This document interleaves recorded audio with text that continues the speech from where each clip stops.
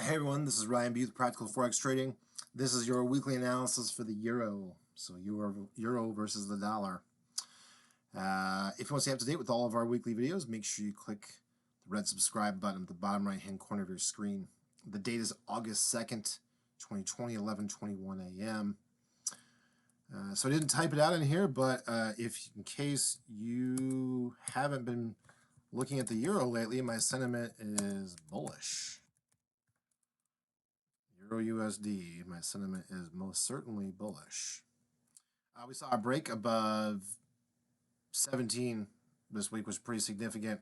Let's go ahead and look at the very big picture. We go all the way back. This is 2018. We got these support and resistance lines. So look at this. Like just, it's never quite perfect. It's always kind of sloppy. But if we can see, we look all the way back years ago, we can see the candles. These candlesticks try to close above this line, couldn't, kept getting rejected. So now we see the most recent bull run, and that's very bullish. If you look at those candles, we see price actually close well above the 17.25, 17.50 mark. Even though we did see a big retrace here, it still closed above that zone. So we go and look at the daily. What does that look like? And there's that line represented, right? So we see, even though Friday was we had that pretty bearish candle, right? In the big picture of things, it's not much. The question is, will price come close below 1730 and come back down into this middle trend channel, which can always happen, right? So trend lines are subjective, but if we go back, if we look here, taking this top line, I'm matching the angles of the base trend line.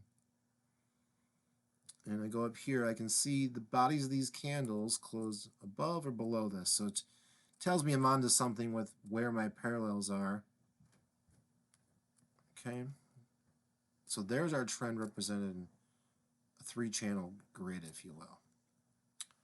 Now, we're way ahead of the fast-moving average in the daily, right? And that's always a problem because anytime that happens, we can see we go back here to March.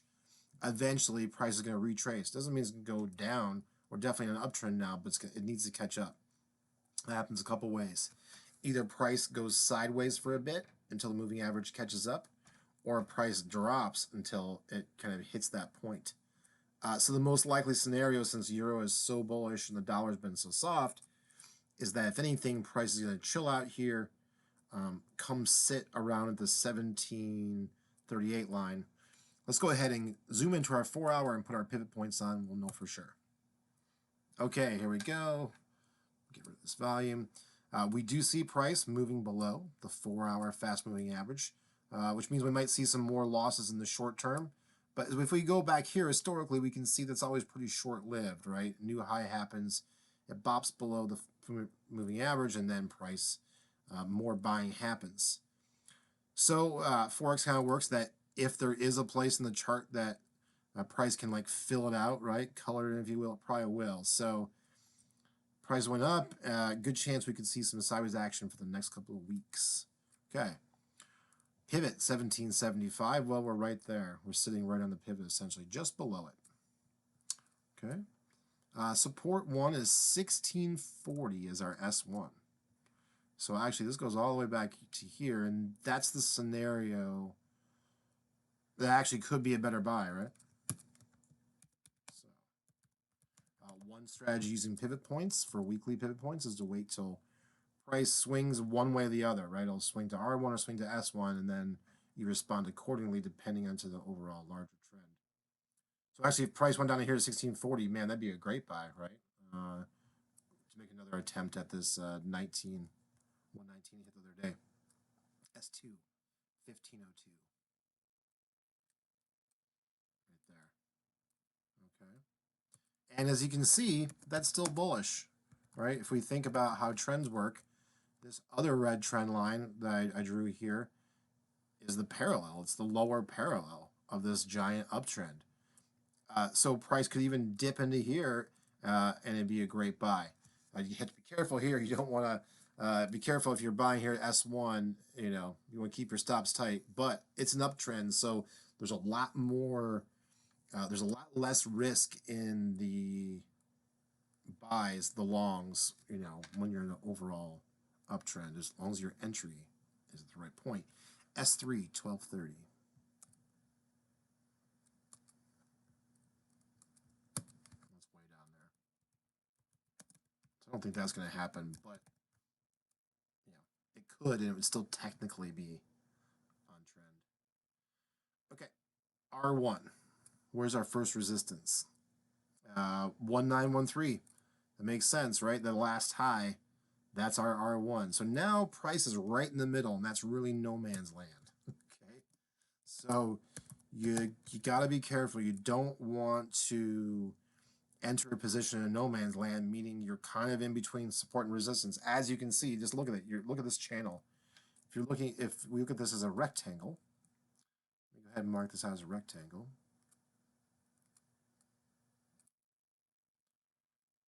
And we color code it just to remind ourselves every time we look at the chart. Really, it could go either way, right? It's on an uptrend, but these are very bearish candles, 4 hours in a row, which makes me think, you know, that there's that giant bearish daily candle, which makes me think today we're going to see more losses, probably down to the S1 level. So you have to be able to deal with the fear of missing out, FOMO, with Forex. It's huge. You're always concerned about, oh, if I just could have got in. Well, guess what? There's charts everywhere. There's pairs everywhere. You just need to look for an entry that works for you, and you can make money. That's why you're doing this, right? So sometimes it's better just. So this week, what I will probably be doing, I'm not giving you advice. You can do whatever you want. For me, I will be putting my buys close to this S1 area. I'll be expecting the price to dip down so we can catch up with that fast daily moving average. And that's what I want to buy, because I'm going to buy at the bottom of this range. So that way, if we look at our calendar down here, it goes all the way till, let's say price just stayed above this red line, right, through the middle of September. Then it becomes a range trade. That means every time price comes down to this base here by the S1, and then the trend line is slowly moving up, I'm going to put my buys here in like a little basket. Buy, buy, buy, buy, buy, buy. So price dips down, boom, goes up. I'll put my stop losses underneath S2. That's a pretty big loss, but it's an uptrend. I feel pretty good about that. It's not going to come to that point. That way, if like I'm sleeping and London market goes haywire, even if it plunges below, it's just going to hit my buys.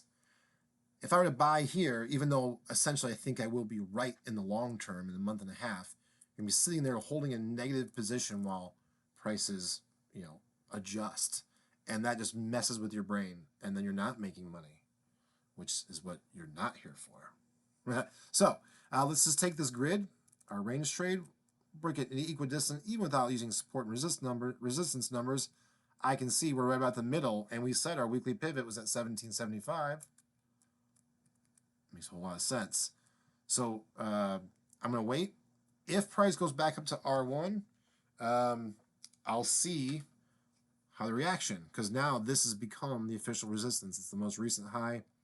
In order for the trend to continue up, prices will have to exceed that. My guess is we're not going to see the slow roll all the way up. All right, everyone. I hope you make lots of pips this week. Talk soon. Bye.